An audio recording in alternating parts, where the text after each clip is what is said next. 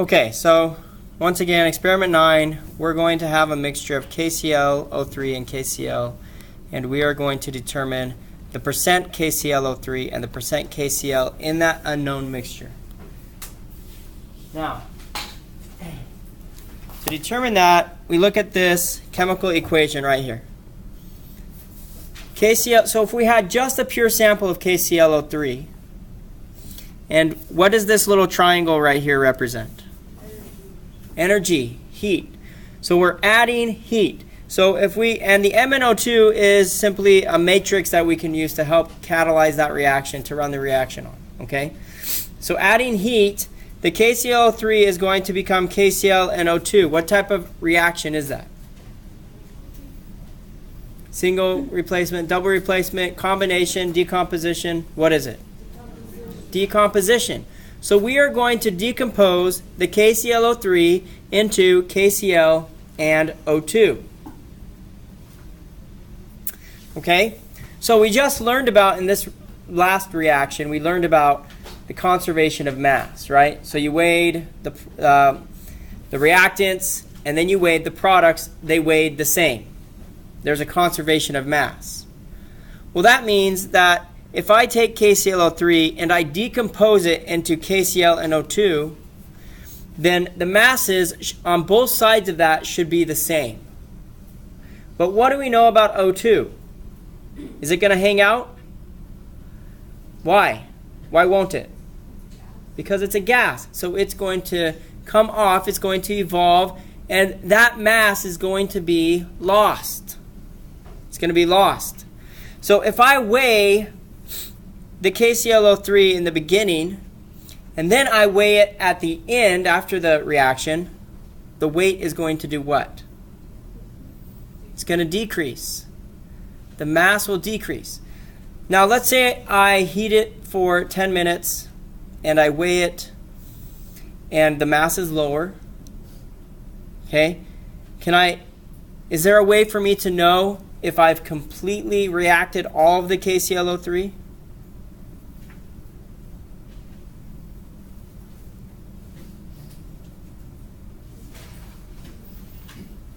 What if I heat it again?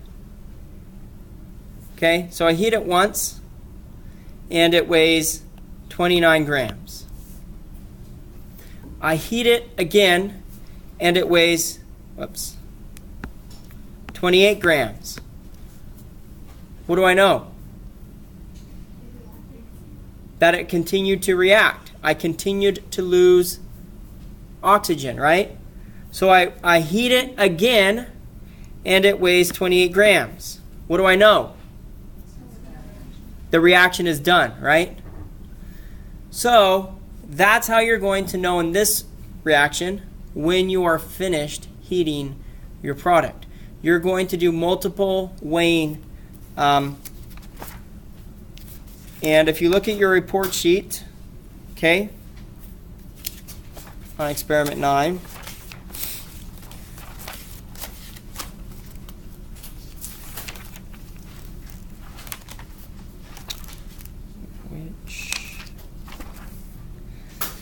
okay, what does it say? Is there a spot for multiple heating steps? Mass, okay, you see it? Mass after first heating, second heating, third heating, right? So you are going to make those measurements until you find two measurements that are the same. Okay, approximately the same. They don't have to be exactly the same, but they're going to be about the same.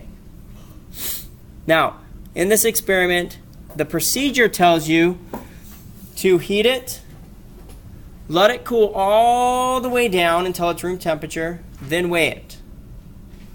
Heat it again, let it cool all the way down to room temperature, and then weigh it. Heat it, if you need to, heat it again, let it cool all the way down to room temperature, and then weigh it.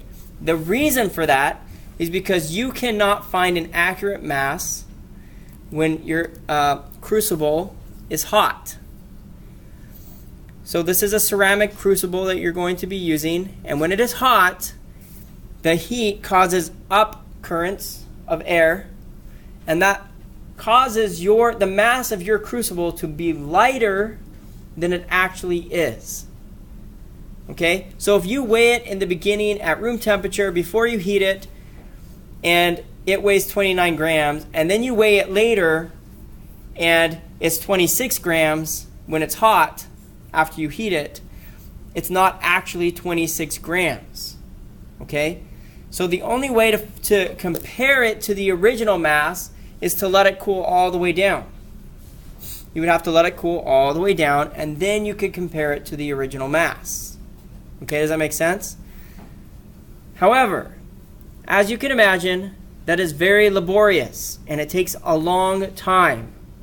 So, to help with that process, what I allow you guys to do is you heat it, you weigh it, you heat it again, you weigh it. You heat it again if you need to, and you weigh it. Okay? When you find two masses that are hot, that are the same, you then let it cool all the way down to room temperature. Weigh it one more time. That's your final mass. Does that make sense? So instead of heat, cool, weigh, heat, cool, weigh, heat, weigh, heat, weigh, heat, weigh, find two, then let it cool down, weigh it a final time to find your final mass. Okay, you need to make note of that. That's how you find your final mass. Okay, I don't really care about the masses that are in between when you're trying to find two that are the same. All I care about is the initial mass and your absolutely final cold mass after you've heated it and you found two masses that are the same when they're hot. Okay? So if somehow you want to write on there mass after first heating, second heating, you can even write hot mass, hot mass, hot mass. Okay? Once you find two hot masses that are the same, let it cool down all the way, then you weigh it a final time. That's the final recorded mass that I care about. That's the final mass that I care about. I don't care about all the other in-between masses. Okay, so how is that going to help you find your final product? So in this example that I wrote here, we started out 29 grams, we heated it, we lost an entire gram. Okay? That gram is equal to what? The mass that I lost is equal to what? The mass of the gas, which is what? It's O2. It's the mass of the O2 that I lost. Okay? So, how is that going to help me determine how much KClO3 is in a mixture of KCl and KClO3?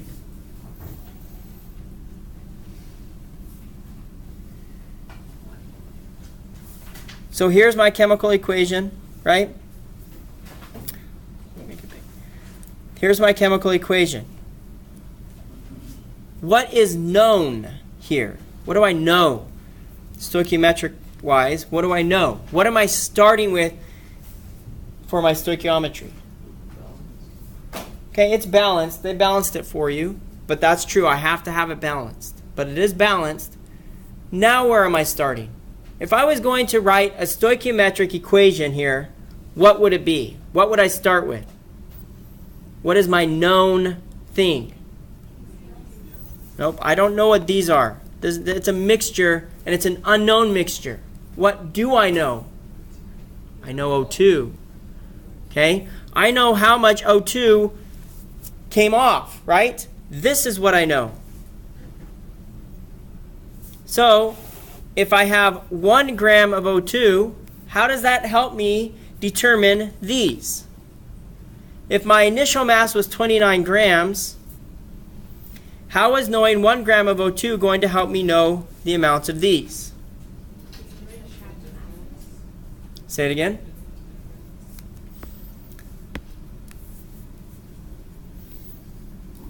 I have to do the stoichiometry. I start with 1 gram of O2. and I'm going to convert to what? Moles of O2 to the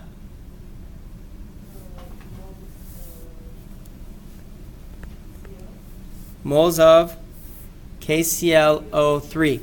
This one's not going to help me because that is just a product of this. So I already had some of this in the mixture, okay? And I'm just making more of it when I heat it, okay? So this is what I'm trying to find. Moles of KClO3. Now what?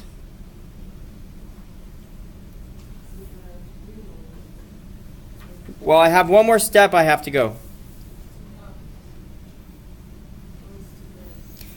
This is, I have 29 grams. I have 1 gram of oxygen. How am I going to, what unit do I have to have the KClO3 in to be able to compare that? Grams. So grams of KClO3. Okay? That's how I'm going to set it up. What unit goes under moles of O2? Grams O2. Under moles of KClO3? Moles of O2. Under moles of grams of KClO3?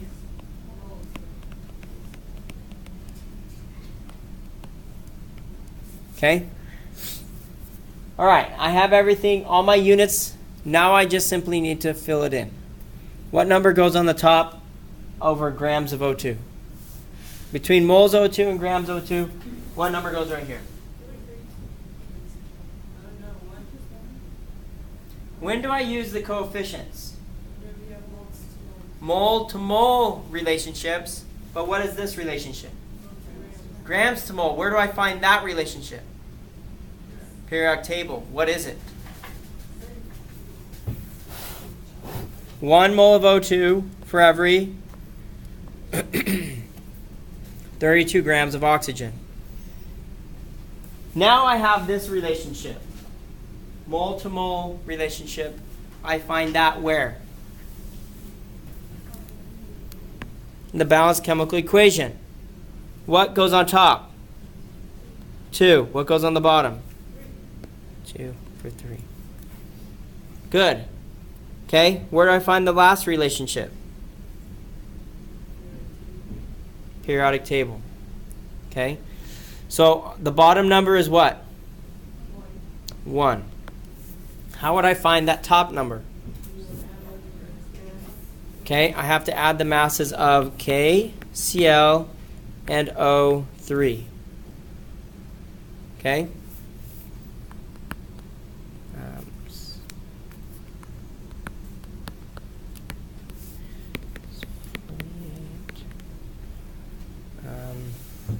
Let's see. Chlorine is 35.5.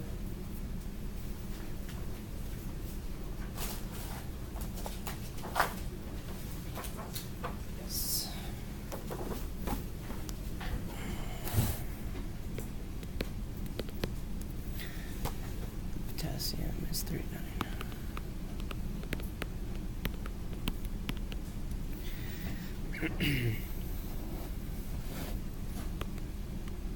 Okay, it's 17. 17 plus 5. 6. Okay, are you guys getting this? 122.5? Yeah? Okay, so that's what I put here.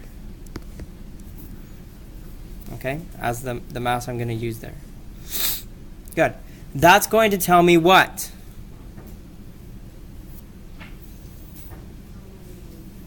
That's going to tell me the grams of KClO3 that are in the mixture.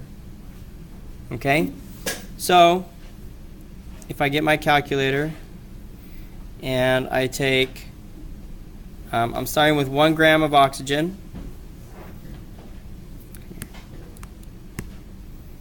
Let's see here. Make this smaller, maybe that'll help. There we go.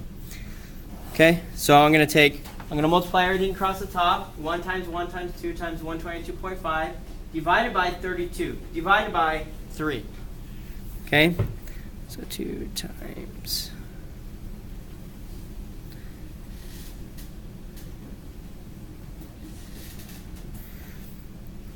And I get 2.55 grams.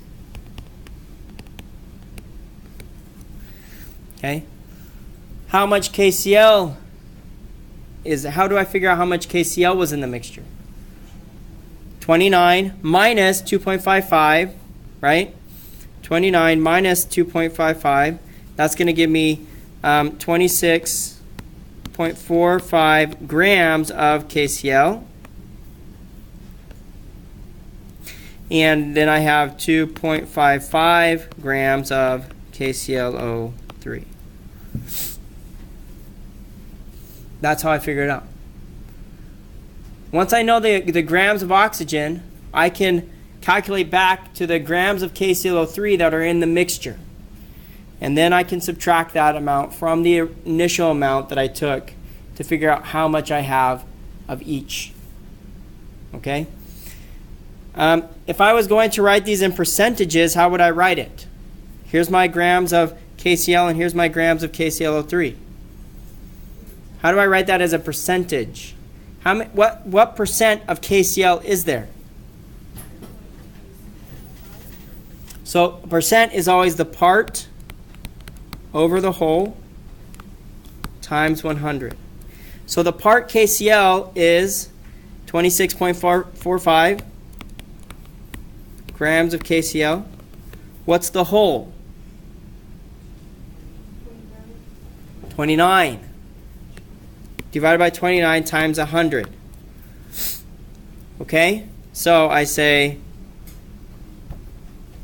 26.45 divided by 29 times 100. And I get 91.2.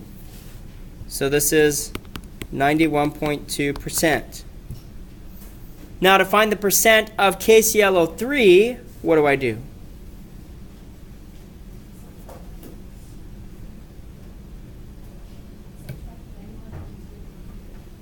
Okay, good. That's an easy way to do it. 100 minus 91.2 should tell me the percent of KClO3, right? Good. Absolutely. Or I could take 2.55 grams of KClO3 divided by 29 times 100. Okay, let's do it both ways. So 100 minus 91.2, okay, and I get 8.8. So this should be 8.8%. Let's see if that's what it is if I do it this way. 2.55 divided by 29 times 100, and I get 8.8. Okay, so either way, you can do it either way, and you'll get the same percentage. All right, that's how I determine my percentages. The percent KClO3, the percent KCl. And that's what you're doing. That's what this lab is about. It's about starting with a product, determining how much, you're starting with a reactant, and you're determining how much product you made, and from that, you can calculate backwards to what one of those products is, or one of the reactants is, and then from there you can figure out the percent of the mixture of both things. Okay, any questions? All right.